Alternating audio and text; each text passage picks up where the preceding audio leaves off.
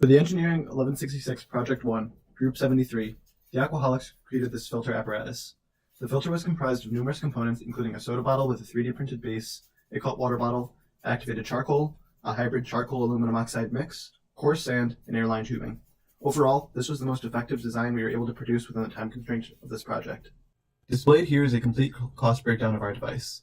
In total, our final design included a plastic water bottle, a plastic soda bottle, 1/8 inch thick airline tubing, 2.5 feet, activated charcoal, aluminum oxide, and a charcoal mix, coarse sand, filter paper, a rubber band, and tool usage, as well as the use of a 3D printer, which brought the total cost of the entire device to $169.53. We were then asked what our team's primary design goal or approach was when it comes to this project.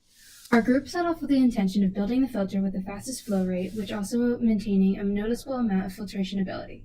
In our design, we had different means to optimize the flow rate.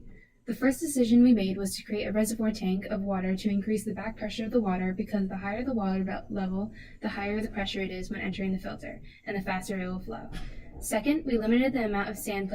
The intention of the sand was to keep the water in the carbon for longer. Once we began testing, we realized the flow of the reservoir tank was too great, as the filter would overflow. We combated this by simultaneously progressing in our secondary mission to have an effective filter. Charcoal was put into the plastic tubing leading from the reservoir tank to the filter. This slowed the rate of the water flows, but also started the filtration at an earlier stage. A two-stage filter would offer cleaner results and fix the issue of the water bottle overflowing. Group 73 did a number of design iterations with the intention of singling out which amounts of soil were most effective at completing their assigned task. The first task we did was to determine if any of the charcoal was getting through the filter paper and contaminating the water. When the purpose of the project is to reduce the water's contamination, adding foreign particles was something to avoid. We took the clean charcoal and ran clear water through it. Reading from the spectrophotometer indicated that no particles made it through.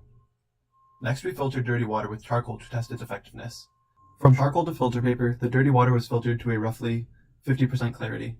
Our flow rate was very fast, but the filter performance was less than we had hoped for. Searching for a means to fix this issue, we explored the use of a coarse sand on the bottom of the filter. Multiple design iterations took place throughout the testing of the apparatus, specifically searching for a balance point of enough sand to keep the dirty water in the charcoal long enough to make a difference in filtration and maintaining a healthy flow rate. We lowered the mass of the coarse sand from 15 grams to 6 grams to 4 grams and finally to 1.5 grams. Because of the size of the bottleneck, we could only have a small layer of sand as to not hinder the flow rate. Finally, we settled on 1.5 grams of sand below the charcoal, which showed a 5% increase in clarity. Our filter was beginning to perform around the marks that we were looking for, but the flow rate goal we had set for ourselves had not been met. As a result, we decided to build an additional reservoir tank and add to the filter.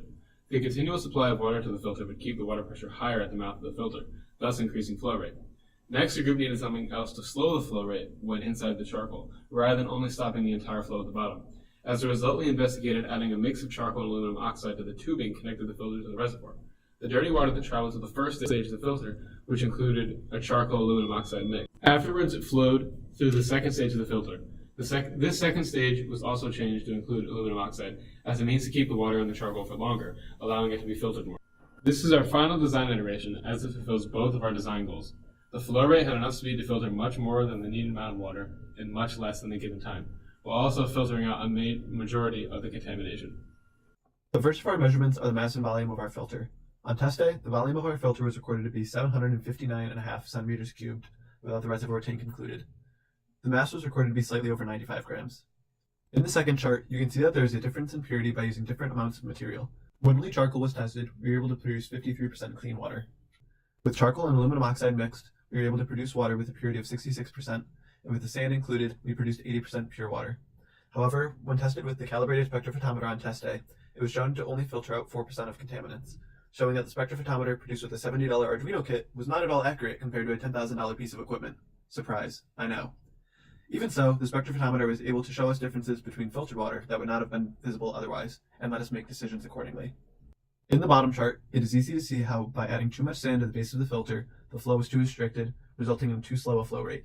To solve this, we added less and less sand until the flow rate was somewhat restricted, but still reasonable. The part highlighted in yellow on this chart shows a comparison between having no sand versus having just a small amount of sand, which produced a 23% slower flow rate, exactly what we needed. If we had more time to do this project, we would want to figure out a way to have the water continually flowing from the filter to the spectrometer. The reason we would want to do this is to make life easier and eliminate the added process of moving samples to the spectrometer. Second, the group would like to have the opportunity to test different filter papers. Lack of supplies made it difficult to experiment. Also, the fine filter paper was so frail that it broke immediately after being placed into the bottleneck.